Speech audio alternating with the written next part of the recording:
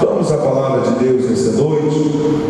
Quero cumprimentar aqui os irmãos que chegaram após e aqueles também que nos acompanham aí pelo canal do YouTube. Que Deus abençoe a sua vida, seja bem-vindo, mesmo de forma digital, mas que a graça, a bondade de Deus, o Espírito Santo de Deus te encontre aí no momento que você estiver ouvindo, vendo essa ministração no nome de Jesus. Para aqueles que aqui estão, vamos ficar de pé uma vez mais. Livro do profeta Isaías, o profeta messiânico, capítulo de número 9. Aliás, nós vamos ler alguns aqui no 8 ainda. Vamos ler o capítulo 8, do versículo 17 a seguir, meu Manuel. Depois nós já vamos passar para o 9 e nós vamos até o capítulo 9, versículo de número 6. O versículo 8 do profeta Isaías, capítulo 8, versículo 17. Está ali projetado? Eu vou estar lendo a minha versão que meus irmãos acompanhem, tá bom? Assim está escrito: esperarei no Senhor, que esconde o seu rosto de casa de Jacó, e a ele aguardarei. Eis-me aqui os filhos que o Senhor me deu, para sinais e para maravilhas em Israel, da parte do Senhor dos exércitos, que habita no monte Sião. Quando vos disser, consultai os necromantes e os adivinhos, que estileiam e murmuram, acaso não consultará o povo ao seu Deus? A favor dos vivos se consultarão os mortos? A lei e ao testemunho, se eles não falarem desta maneira, jamais verão a alva.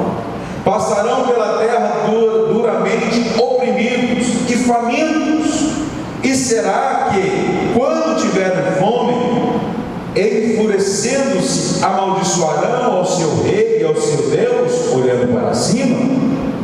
Olharão para a terra, e eis aí angústia, escuridão e sombra de ansiedade, e serão lançados para densas trevas. Capítulo 9, verso 1. Mas para a terra que estava aflita, não continuará a obscuridade. Deus nos primeiros tempos tornou desprezível a terra de Zebulon e a terra de Naftali, mas nos últimos tornará glorioso o caminho do mar, além do Jordão, Galileia dos gentios. O povo que andava em trevas viu grande luz, e aos que viviam na região da sombra da morte, resplandeceu-lhes a luz. Tens multiplicado este povo, a alegria lhe aumentaste. Alegram-se eles diante de ti, como se alegram na ceifa e como exultam como repartem os espólios. Porque tu quebraste o jugo que pesava sobre eles, a vara que lhes feria os ombros e o cetro do seu opressor, como no dia dos midianitas. Porque toda bota com que anda o guerreiro do tumulto da batalha, e toda veste envolvida em sangue, serão queimadas e servirão de pasto ao fogo. O verso 6: porque um menino nos nasceu, um filho se nos deu, o governo está sobre os seus ombros, e o seu nome será Maravilhoso Conselheiro, Deus Forte, Pai da Eternidade, Príncipe da Paz. Ainda o verso 7: para que se aumente o seu governo e venha a paz sem fim sobre o trono de Davi e sobre o seu reino, para estabelecer e ao firmar mediante o juízo e a justiça, desde agora e para sempre. O zelo do Senhor dos Exércitos fará isso, ou fez isso por cada um de nós. Amém? Feche seus olhos, uma palavra de oração a mais. Pai amado, Deus da glória, eu quero te louvar por esta porção da tua palavra que nós acabamos de ler nessa noite enquanto igreja.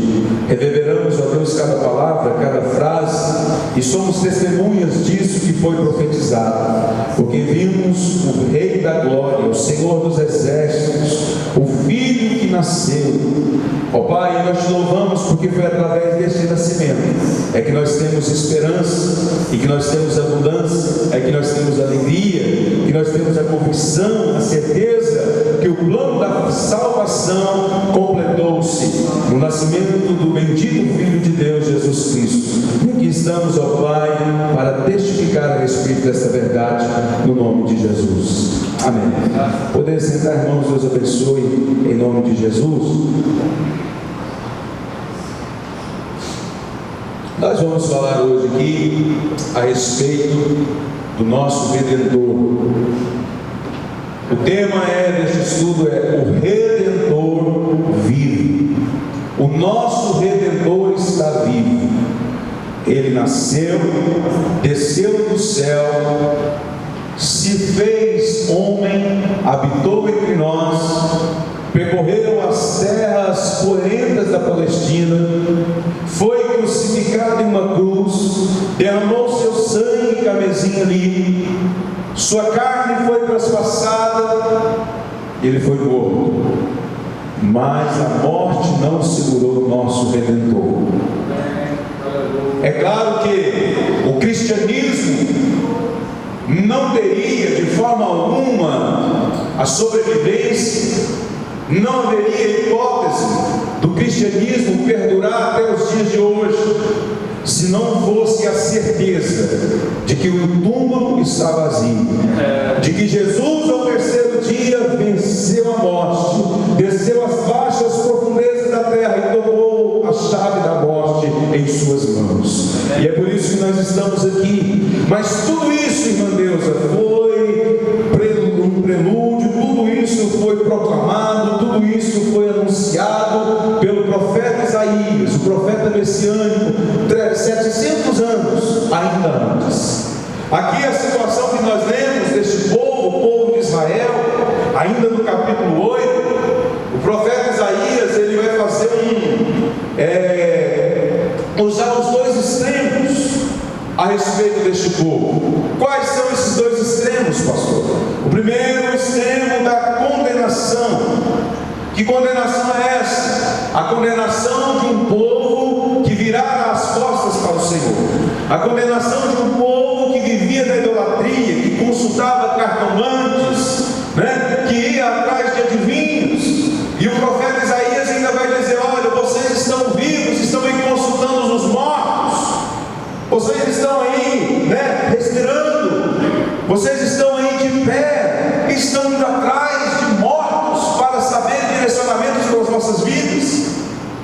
Então, duramente, o profeta, ele condena essa atitude idólatra, buscando em imagens, buscando em esculturas, respostas daqueles que foram criados por mãos de homem.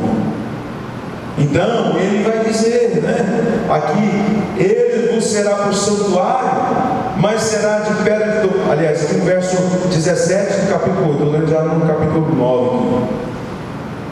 Verso 17 diz: esperarei no Senhor, que esconde o seu rosto da casa de Jacó, e a ele aguardarei. Eis a mim aqui os filhos que o Senhor me deu. E quando vos disserem: consultai os necromantes, os adivinhas, que estão murmurando, acaso não consultará o povo ao seu Deus? Tem muita gente buscando resposta em poços secos.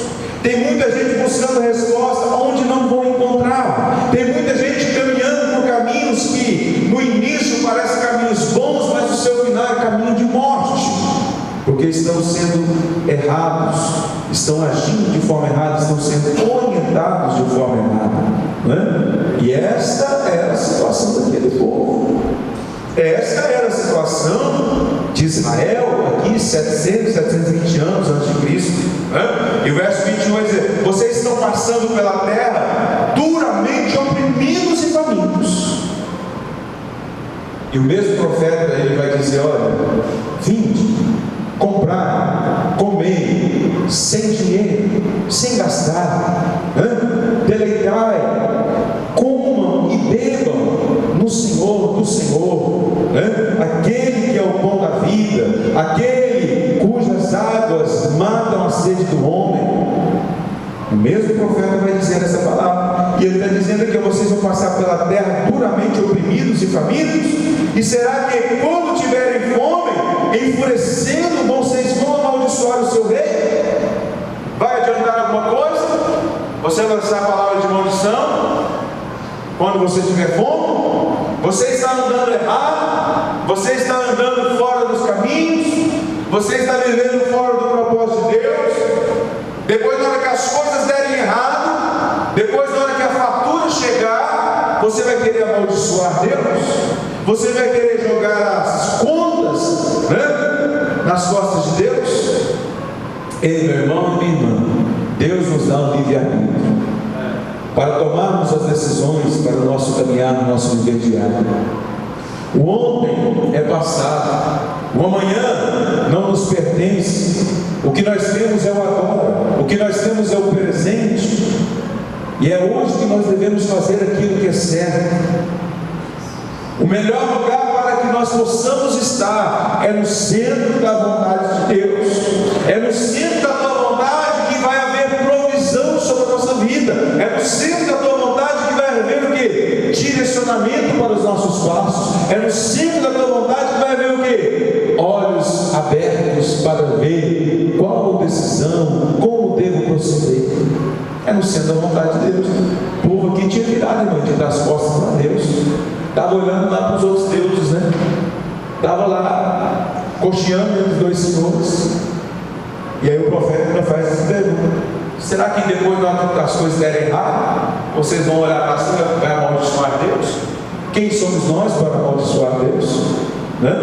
E ele vai dizer aqui ainda no versículo 22, no mesmo capítulo 8: olharão para a terra e eis aí angústia, escuridão e sombra de ansiedade, e serão lançados para densas trevas. Olha a condenação, irmã Valdemir, que havia, que pesava sobre esse povo, porque não queriam saber de Deus. Vocês vão olhar para a terra e vocês vão ver, sabe o quê? Só escuridão. Vocês vão ver, sabe o quê? Só angústia.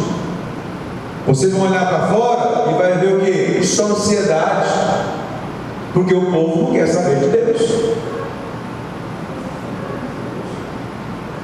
Tem uma pequena história, eu não sei se eu já contei ela aqui, na verdade não é uma história, é uma forma de expressão disso aqui. Um certo homem chegou ao pastor e perguntou: pastor, se Deus é bom como vocês pregam, se Deus é amor como a Bíblia fala que Ele é, por que existe tanta maldade no mundo, irmão José? Por que existe tantas pessoas sofrendo? Por que há tanta fome, mortes precoces de crianças ainda? Por quê? Se Deus é amor, se Deus é bom. Aquele pastor, ele ouviu aquele questionamento, e ele respondeu aquele questionamento com uma outra pergunta, irmão de vida. Qual foi a pergunta? Olha, me responda uma coisa: por que existem tantos acidentes de trânsito? Por que nós vemos tantas colisões com mortes fatais? Por que ao andarmos pelas ruas, raramente se passa um dia que nós não vemos um acidente? Aquele homem logo respondeu: ué, porque ninguém respeita a lei de trânsito, avança sinal, não respeita o par, não respeita o limite de velocidade, não respeita a faixa contínua. Por isso, meu filho, a resposta é essa. Tantas coisas ruins acontecem entre a humanidade porque as pessoas não querem saber de obedecer a minha palavra, não querem obedecer os meus ensinamentos, e muitas coisas ruins sobrevêm. Não porque Deus não seja amor, não porque Deus não seja bom, não, é porque o próprio ser humano, o homem, na sua natureza mal, ele procede de acordo com o seu livre-arbítrio, e coisas ruins sobrevêm. Assim estava o povo de Israel. Mas, assim como o profeta Isaías trouxe essa palavra de condenação, essa palavra de julgamento, porque se nós lermos todo o livro, nós vamos trabalhar nessas duas pontas: condenação, julgamento e esperança, salvação. É as duas pontas, os dois extremos do livro do profeta Isaías. E aqui no capítulo 9, também que nós lemos, diz a respeito da pessoa bendita do nosso Senhor Jesus, né?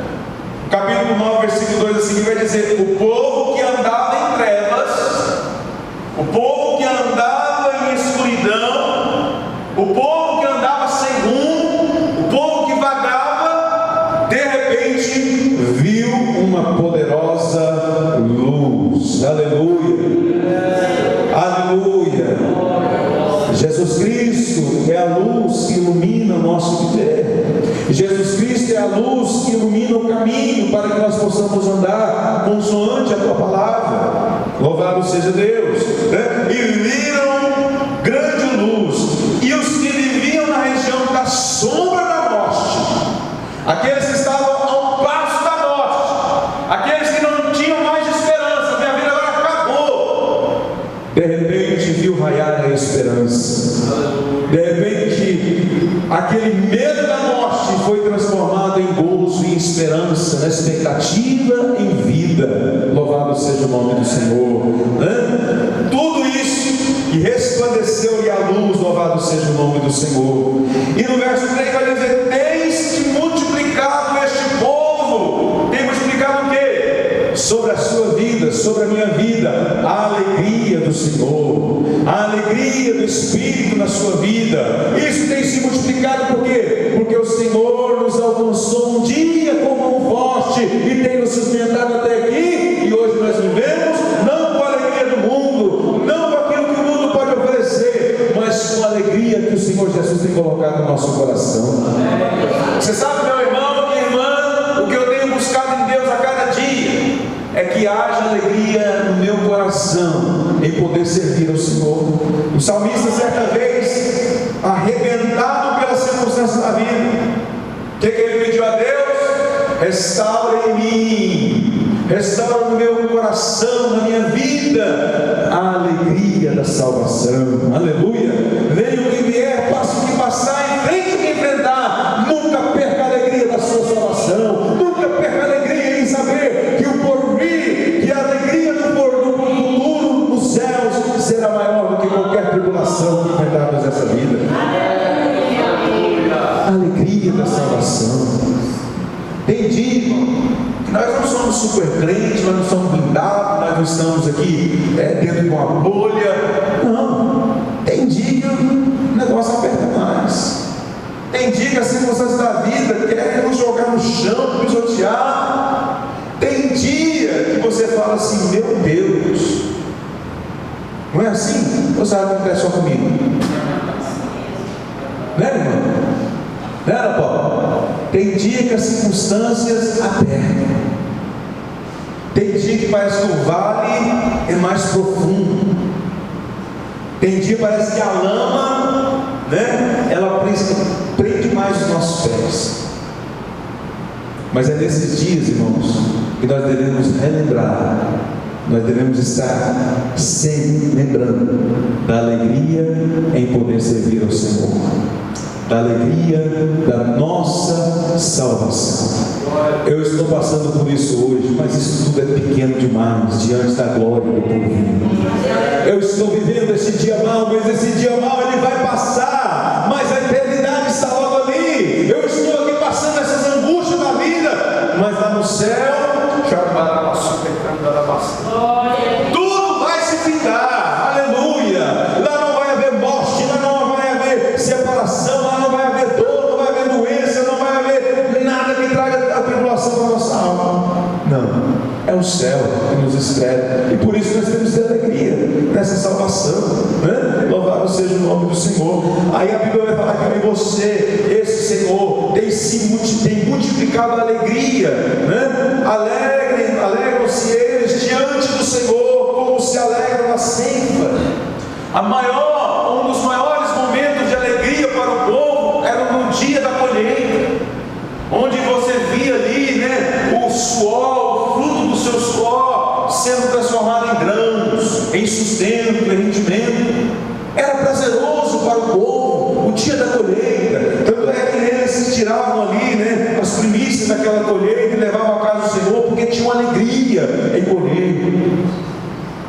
E esta alegria do Senhor para a nossa vida, ela se multiplica a cada dia, conforme o dia da colheita. Conforme aqueles dias que o povo tinha, né, aquele prazer, aquela alegria em colher. É a mesma alegria que eu e você temos que ter de servir ao Senhor, de poder estar na casa do Senhor, em poder adorar o Senhor, né? É como se eles estivessem exultando ao repartir os despojos, quando venciam as batalhas, quando os exércitos venciam as guerras, e ali nos arraiais dos inimigos tinha ouro, tinha roupas e tantas outras coisas, e o exército pegava aquilo ali e repartia entre o povo ganhava aqueles despojos, né? Ou ficava ali no próprio reino.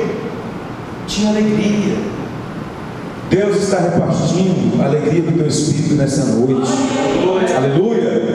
Meu irmão, em nome do Senhor Jesus, eu vou revelar a frase de Paulo, o apóstolo, aqui para a igreja nessa noite. Alegre-se sempre no Senhor. Outra vez vos digo, alegramos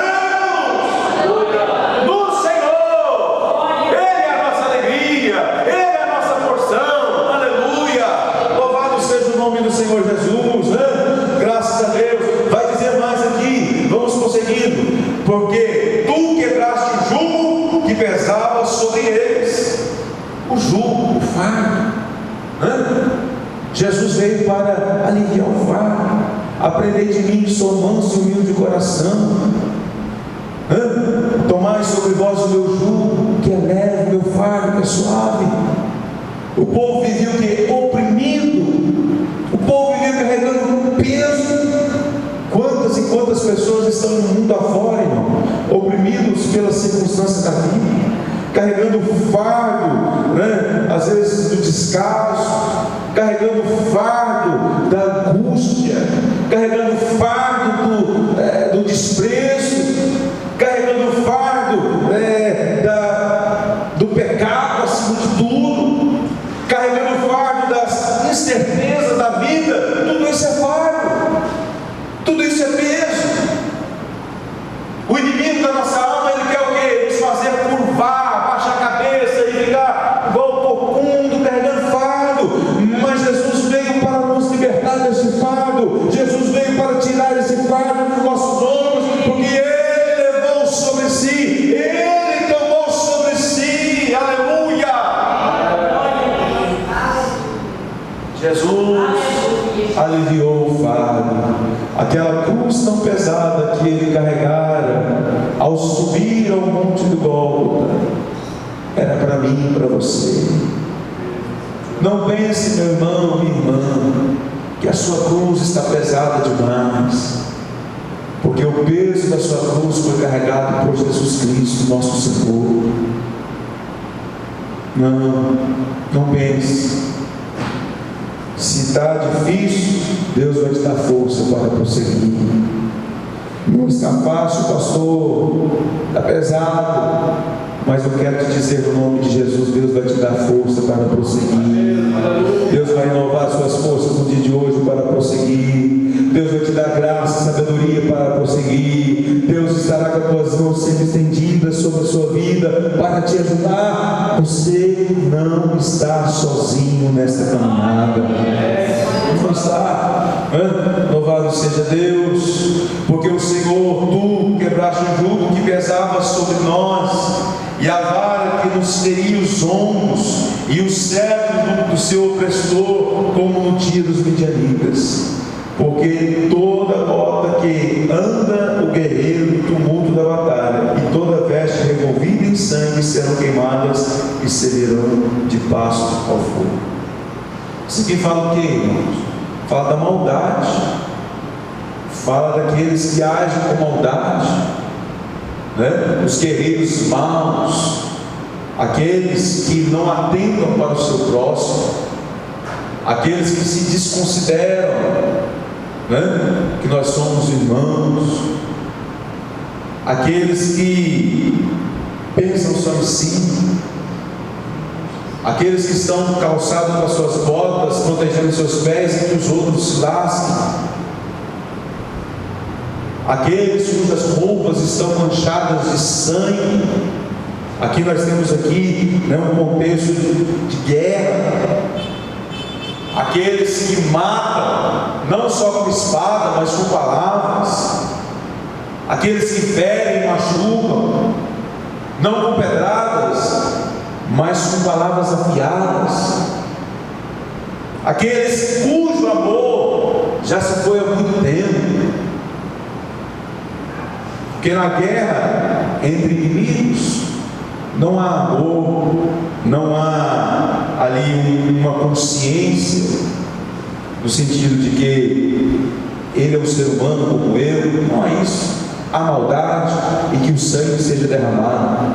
Mas aqui está dizendo, todas as botas calçadas por esses guerreiros, elas serão queimadas.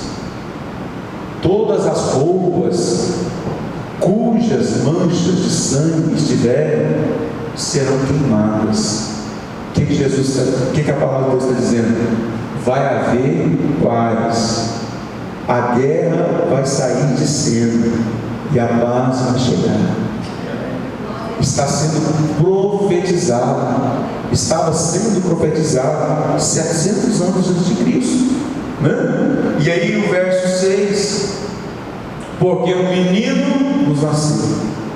Por que tudo isso está acontecendo, irmão? O povo será cheio de alegria. Aqueles que andavam em trevas vão ver a gloriosa luz. Aqueles que não tinham esperança passarão a ter esperança no porvir. Aqueles cujas vidas estavam à beira da morte, agora já acharam a expectativa. Por quê? Porque um menino nos nasceu e um filho se nos deu. Jesus Cristo, o nosso Senhor, Ele nasceu. Diga comigo, Ele nasceu. Ele nasceu.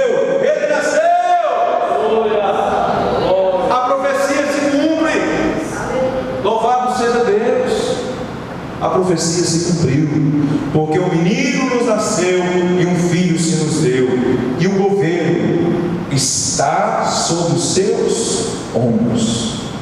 Sabe aquele jugo? Não está sobre nós, mas não. Jesus Cristo tomou sobre ele esse jugo, está sobre os seus ombros, é Ele que está governando.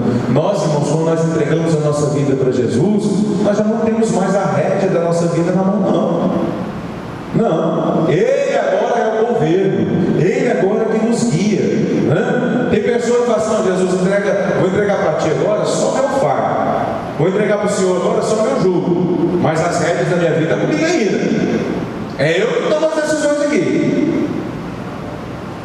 Não é assim.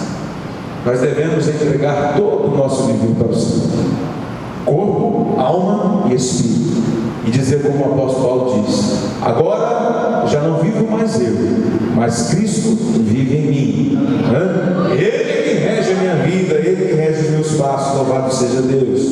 Então, meus irmãos, aí nós vamos ver aqui os atributos deste menino que nasceu, né? Do nosso Redentor, que diz aqui que ele será o quê? O seu nome, a sua identidade. Quando nós olharmos para Ele, quando nós pensarmos nele, nós vamos ver, temos nele um maravilhoso conselheiro. Jesus, em sua palavra, em seus ensinamentos, temos os maiores conselhos que nós poderíamos ter. Tem muita gente buscando conselhos em fontes erradas. Tem muita gente buscando conselhos no Google, buscando conselhos no YouTube, buscando conselhos em redes sociais, que às vezes você nem conhece a pessoa que está do lado de lá. Quando nós sabemos que o nosso maravilhoso conselheiro é Jesus Cristo, nosso Senhor, a sua palavra é conselho para os nossos dias. Quem quiser vir após mim, os conselhos que Ele nos deu, negue-se a si mesmo, tome a sua cruz e siga-me. Aleluia. Conselho de Jesus para nós, irmão. Quantas vezes você deve perdoar? De repente você perdoar. Estou pedindo conselho. Vai para a palavra. Não é 7 vezes, não é 70 vezes 7. Perdoa. Jesus, o que eu devo fazer com aquele camarada? Ele me deu um tapa no rosto. Qual o conselho de Jesus? Dê a outra face. Conselhos de Jesus. Por isso ele é um maravilhoso conselheiro. Ele não é só um conselheiro, ele é um maravilhoso conselheiro. Por quê, irmãos? Ele detém o conhecimento de todas as coisas. Toda a sabedoria está em tuas mãos. É Ele que nos guia com o seu conselho eterno e oferece-nos vida em abundância e nos recebe ainda na glória. Louvado seja Deus. Quer sabedoria? Nós temos que pedir para quem? A Ele. Porque Ele é maravilhoso conselheiro. E sabe qual é a boa notícia? Você não tem que pagar consultoria, você não vai achar a rede ocupada, você não vai enfrentar fila. Não, a todo momento Ele está disponível para nos aconselhar através da sua palavra que nos foi escrita. Amém? Louvado seja Deus. Mas diz mais, Ele é o que? Deus forte. Um dos seus atributos é o que? A sua onipotência. Não há impossível para Ele. Ele quebra o laço, despedaça a lança, arrebenta com os exércitos inimigos da nossa alma, porque Ele é Deus forte. Não há nada que possa resistir no poder dEle. Louvado seja Deus. Para Ele não tem coisa alguma demasiadamente difícil. Ele pode tudo quando quer, do jeito que quer. Para Ele não há impossível. Aleluia. Porque Ele tem não somente o poder, Ele tem todo o poder. Ele é Deus forte, poderoso na guerra. Louvado seja Deus, né? Ele tem poder para salvar o perdido, Ele tem poder para libertar o cativo, Ele tem poder para levantar aquele que está abatido, Ele tem poder para ressuscitar aquele que está morto, Ele tem poder para tirar aquele que está a caminho do inferno e trazer ele para a sua maravilhosa luz e colocar ele sentado nas regiões celestiais, porque Ele é Deus forte. Jesus Cristo, o Filho que nos nasceu, louvado seja Deus. Mas vai dizer mais, Ele é o que? O Pai da eternidade. Aleluia. Lá no início Ele estava, hoje Ele está, e amanhã Ele estará, ou Ele já está. Para Ele, meu irmão, não há passado, presente e futuro. Ele está fora desse cosmos, né? dessa lógica de tempo. Para Ele tudo é uma coisa só. Ele está no passado, está no presente e está no futuro. Ele é Pai da eternidade. Louvado seja Deus. E está nos esperando lá, no futuro, né? Glorioso, no futuro de glória. Louvado seja Deus. Eu achei interessante um dia, eu acho que ele é cientista da NASA. Perguntaram para ele assim: irmão Delci, você crê que Deus existe? Aquele cientista falou assim: não creio. Você não crê que Deus existe? Não creio. Porque toda matéria, para existir, ele tem que vir de alguma outra matéria. Ele tem que ser criado a partir de tal coisa. Deus não existe. Deus é. Aleluia. Antes dele, nada. Depois dele, nada. Porque Deus é Deus de eternidade a eternidade. Deus é. Não é que Deus exista, Deus é. Assim como o Filho, né? Ele não foi criado, Ele é. Louvado seja Deus. Ele é o Criador. Ele não passou a existir. Ele existe. Ele é o Pai da eternidade. Ele não foi calçado, mas Ele é a causa de todas as coisas. Só Ele é eterno e sua existência precede os tempos, passado, presente e futuro. Glória a Deus. Precede, está muito além disso aí, né? Louvado seja o nome do Senhor Jesus. Então, Ele é maravilhoso conselheiro. Jesus tem um conselho para a sua vida. A palavra de Jesus para você é um conselho diário que você pode ter a todo momento, né? Ele é Deus forte. Para Ele não há impossível. Ele pode tudo da forma que Ele quiser e na hora que Ele quiser. Deus forte. Ele é Pai da eternidade, de geração em geração, de eternidade em eternidade. Ele é, louvado seja Deus. E no verso aqui na última colocação dos atributos do nosso Redentor, ele vai dizer: ele é o quê? Príncipe da paz. E a minha paz eu vos dou, eu não vou lá dou como o mundo dá. Essa paz aqui, em outro sermão, nós até falamos a respeito dessa paz. Essa paz, pastor Sardes, não é aquela paz que o mundo espera assim, em meio a guerras, em meio a canhões. A paz entre Ucrânia e Rússia, o cessar-fogo, não é essa paz que Jesus veio trazer. A paz que Jesus veio trazer é aquela paz que você deita, logo pega no sono, dorme em paz, acorda em paz, porque você sabe que a sua vida está nas mãos do Todo-Poderoso. Deitarei em paz e logo pegarei no sono e me levantarei, porque eu sei que o Senhor está comigo. É aquela paz interior, não é aquela paz que vem de fora para dentro, mas é aquela que flui de dentro para fora, né? A paz de Espírito. É essa paz que Jesus veio oferecer ao seu povo, essa paz que o deu, né, esse título de Príncipe da Paz. Ele veio para fazer a paz com o seu sangue derramado naquela cruz, e só por meio dele o mundo pode conhecer a verdadeira paz. Se eu pudesse aqui acrescentar, eu diria: eu sou a paz, eu sou o caminho e eu sou a vida. Porque Ele é a nossa paz, Ele é o caminho, Ele é a vida e Ele é a verdade. Louvado seja o nome do Senhor. Por que eu trouxe essa palavra no coração dos irmãos essa noite? Nós estamos avizinhando aí a data do Natal, né?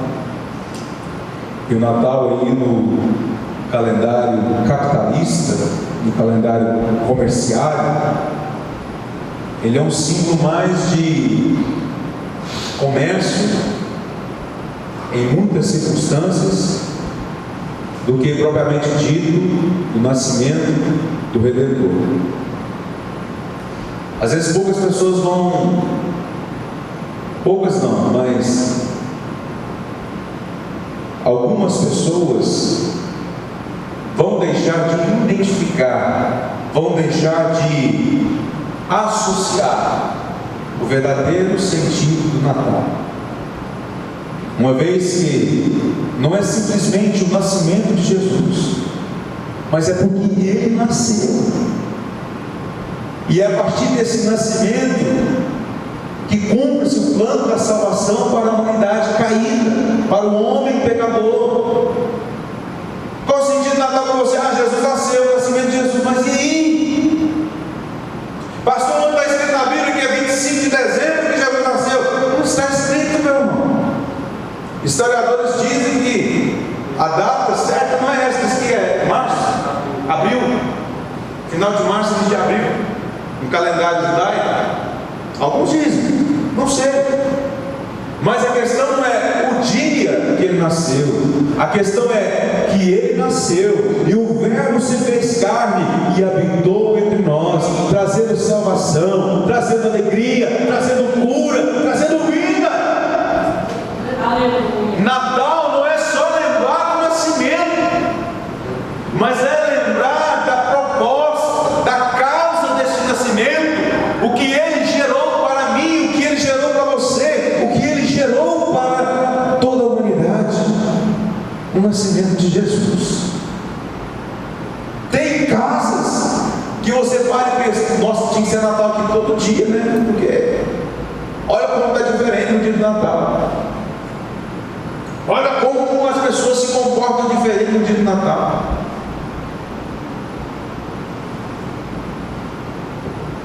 Às vezes, tem pessoas que comemoram o nascimento de Jesus no Natal, mas no dia 26 Jesus já está morto para eles de novo.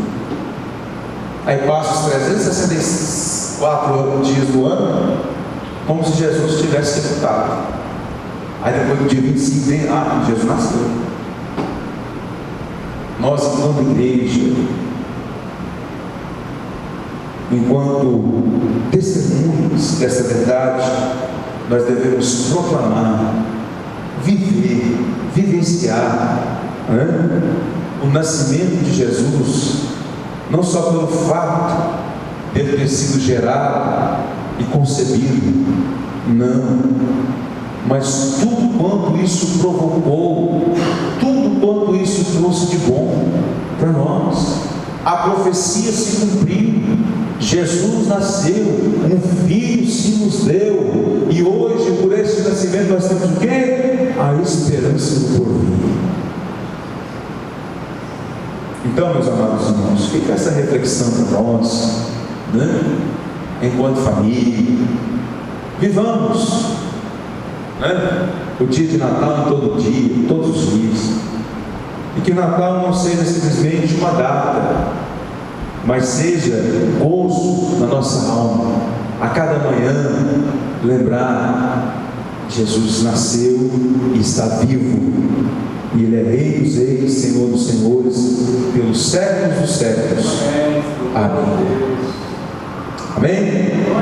Vamos ficar de pé em nome de Jesus. O nosso Redentor vive, não se esqueça disso. O nosso Redentor está vivo, louvado seja o nome do Senhor Jesus. Oremos. Senhor Deus e Pai, em nome de Jesus nós te louvamos, nós te bendizemos, porque o plano da salvação se cumpriu, e nós, enquanto igreja, fomos agraciados por este plano, fomos ajudados, fomos colocados, ó Pai, no caminho, e aqui estamos, Pai, para te agradecer, te bendizer, para te exaltar. Obrigado pelo teu amor com que nos amou, pelo teu amor que nos acompanha, pela tua bondade e misericórdia que a cada manhã resplandece sobre a nossa vida. Eu te peço, meu Pai, em nome de Jesus, que o nascimento do nosso Senhor, que o nascimento do nosso Redentor não seja simbolizado simplesmente por uma data, mas que ele seja latente no nosso coração dia após dia, que nós venhamos em todo o tempo ter esta consciência, ter essa intensidade em dizer e saber: o nosso Redentor vive, desde agora e para todos sempre. Louvado seja o nome do Senhor. Eu te agradeço pela vida dos meus irmãos essa noite, e que a bondade, a misericórdia e a graça do Senhor repouse sobre a vida de cada um, em nome do Senhor Jesus. Amém. Graças a Deus.